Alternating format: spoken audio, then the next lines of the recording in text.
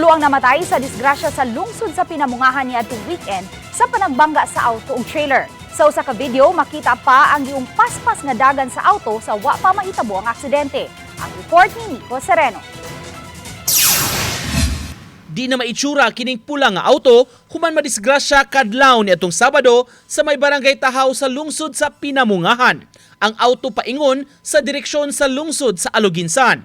Mibangga sa trailer o prime mover sa pikas direksyon nga paingon unta sa Toledo City.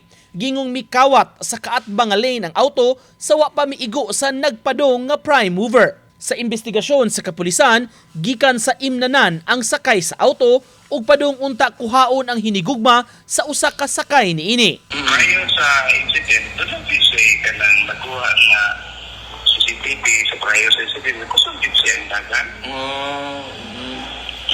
Kusog yung dagan. So, CCTV niya, in fact, may inapoy sila. So, kung ekma, ako, doon na sila, kasi may kusog dyan. Samtang kini ang kuha sa social media post sa usa sa mga sakay sa auto sa wa pa mahitabo ang aksidente. Makita dinhi ang ilang dagan sa wa pa ang disgrasya. Naakoy mga mobile patrollers anang tungura nga nagrubing na overtikan aning mga biktima na disgrasya ba. Tanaw nila kusog gid kayo overtake niya murag kuha na gid ba siksa ng dagan.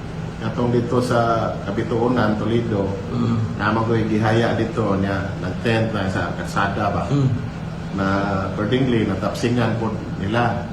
Patay diha-diha ang driver sa auto, usa ka 20 anyos nga aeronautics student ug iyang kauban nga 18 anyos. Samtang gikumpirmar sa kapulisan, nakabsansab sa ospital ang laing pasahero niini, usa ka 22 anyos. Gihold una sa police station ang driver sa prime mover. Apan matod sa PNP, ang ato ang investigator, wala pa may nakita po nga liability on the part sa driver sa prime mover, considering nga diha man siya sa sakto gid niya nga lane niya. In fact, ang katong na may nakita po na may mga katong sa sir, katong skid mark. Pahimangno sa mga otoridad nga magmatngon sa pagmaneho ug dili lang gyud mag-drive kung nakainom.